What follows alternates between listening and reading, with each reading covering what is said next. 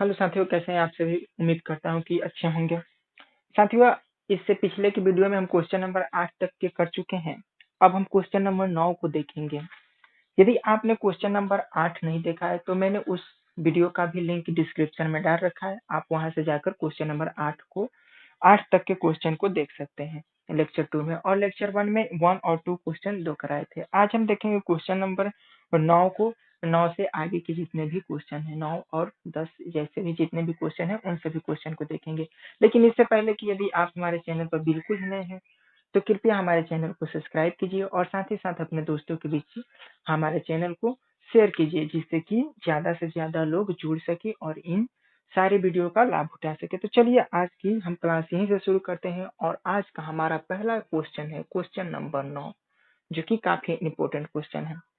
कह रहा है कि त्रिभुज ए बी सी में जिसका कोण बी समकोण है। एक त्रिभुज हमें दिया गया है और इस त्रिभुज में जो कोण बी हमें दिया गया है वो दोस्तों समकोण दिया गया है, यानी 90 डिग्री। अब हमारे पास बच गया ए और सी, यानी ए बी सी जो त्रिभुज है उसमें कोण बी हमें समकोण दिया गया है। और ये साथ में यह भी कहा गया है कि टेन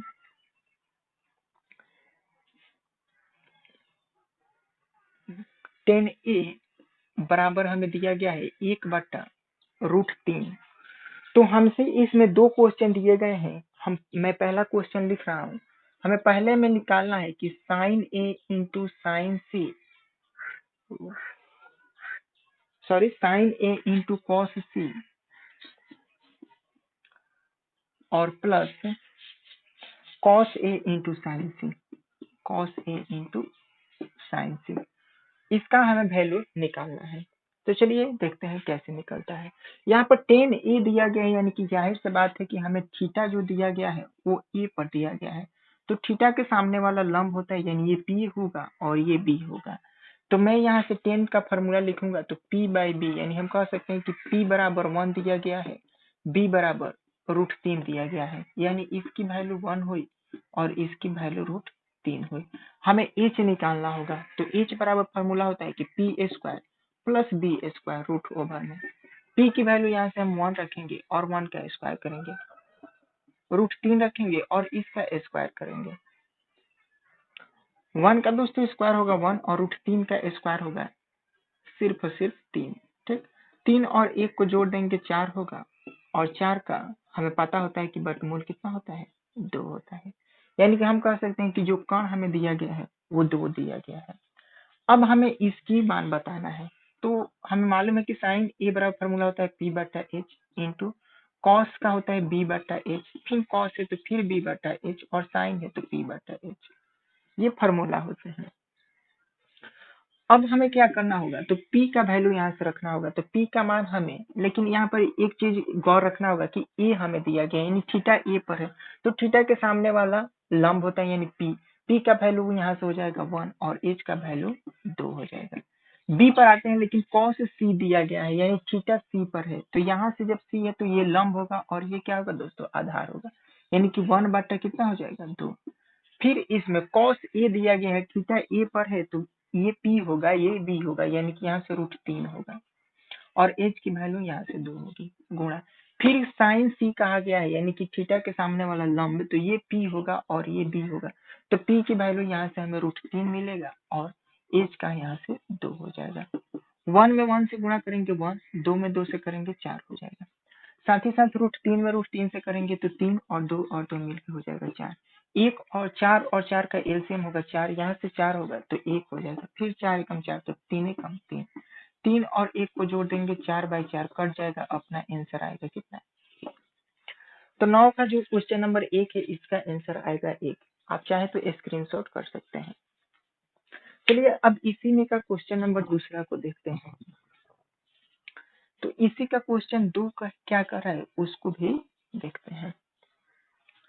तो दूसरा नंबर जो क्वेश्चन है वो हमसे कह रहा है कि cos A cos C sin A sin C का मान ज्ञात कीजिए। दूसरा number cos A into cos C minus sin A into sine C का हमें बताना है कि मान कितना होगा। चलिए देखते हैं।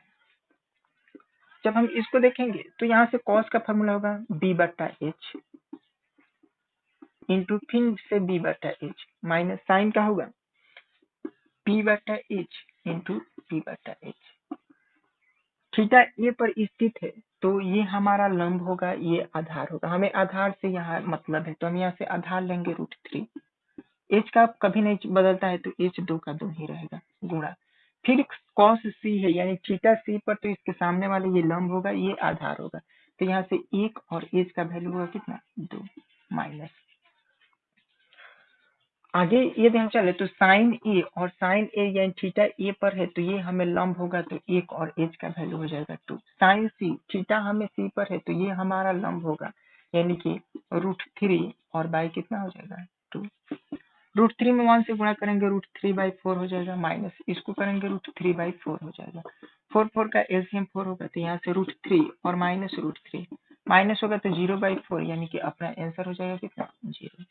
तो ये था क्वेश्चन नंबर 9। यदि क्वेश्चन समझ में नहीं आया हो तो आप एक बार फिर से वीडियो को देखेंगे तो आसानी से समझ में आ जाएगा। केवल थीटा वाला प्रॉब्लम है, थीटा को इधर उधर करना है तो उसका भी वीडियो मैंने 1 नंबर जब शुरू में इंट्रोडक्शन कराया है ट्रिग्नोमेट्री का लेक्चर 1 उसमें इसको बहुत ही बारीकी से और आराम से बताए हैं, तो वहां से आप ये चीजों को देखकर समझ सकते हैं। चलिए अब हम चलते हैं अगला अपना क्वेश्चन यानी क्वेश्चन नंबर 10 की ओर।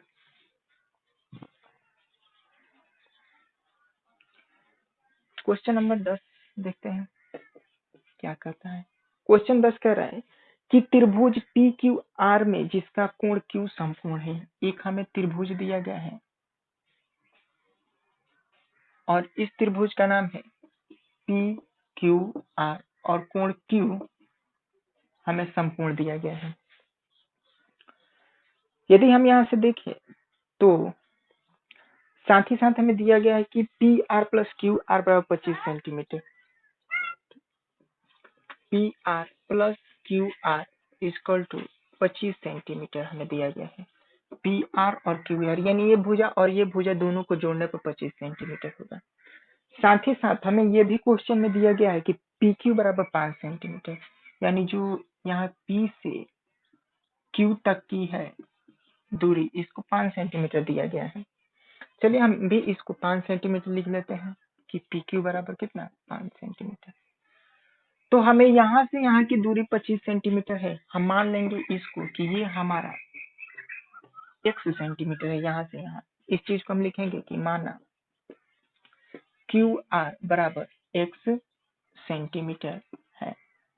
तब हम यहाँ से लिख सकते हैं इसको, चाहे तो हम चलिए यहाँ से हम देख लेते हैं कि P R plus Q R बराबर हमें 25 सेंटीमीटर दिया गया है। तो हम यहाँ से पी आर का पी आर रखेंगे और क्यू आर को हमने x माना है तो यहाँ से x हो जाएगा और ये 25। तो पी आर इक्वल्स टू हो जाएगा 25 माइनस x, इसको मान लेंगे समीकरण नंबर 1। जो पी आर है इसको हम मान लेते हैं कि 25 माइनस x है। अब पाइथागोरस परिमेय से इसको देखेंगे। पाइथागोरस पर में क्या कहता है कि कर्ण का स्क्वायर यानी कि हम पी आर का स्क्वायर करेंगे बराबर लंब का स्क्वायर यानी पी क्यू का स्क्वायर प्लस आधार का स्क्वायर यानी क्यू आर का स्क्वायर। पी आर की वैल्यू हमें यहाँ से मालूम है कि 25 माइनस एक्स का स्क्वायर करेंगे इक्वल टू पी क्यू का वैल्यू हमें यहाँ से पता है 5 सेंटीमीटर, तो हम 5 का स्क्वायर करेंगे प्लस क्यू आर का वैल्यू हमें मालूम है x सेंटीमीटर, तो हम x का स्क्वायर करेंगे। इसको a और इसको b माने तो यहाँ पर माइनस और इसको होल स्क्वायर पर तोड़ देंगे तो अपना फॉर्मूला होता है कि a square plus b square minus 2ab। यहाँ से a स्क्वायर यानी कि 25 का स्क्वायर करेंगे प्लस b स्क्वायर यानी x का स्क्वायर करेंगे माइनस 2 a यानी कि 25 और b यानी कि x रखेंगे। यहाँ से 5 का स्क्वायर हो जाएगा 25 और प्लस x का स्क्वायर हो जाएगा x स्क्वायर। 25 का स्क्वायर होता है 625 प्लस x स्क्वायर हो जाएगा और 25 गुना का 50 x हो जाएगा। यहाँ से 25 प्लस x स्क्वायर, इधर भी x स्क्वायर इधर भी x स्क्वायर, दोनों प्लस प्लस में है तो कट जाएंगे। यहाँ से 625 प्लस में और उस साइड जाएगा तो हो जाएगा माइनस में, यानी कि अपना 50x बराबर हो जाएगा 25 और माइनस 625। मैं इसको आगे तक लेकर जाता हूँ। अपना क्या है कि इधर माइनस में 50x जो का त्यों हो जाएगा, 25 में से 625 जाएगा तो माइनस का 600 हो जाएगा।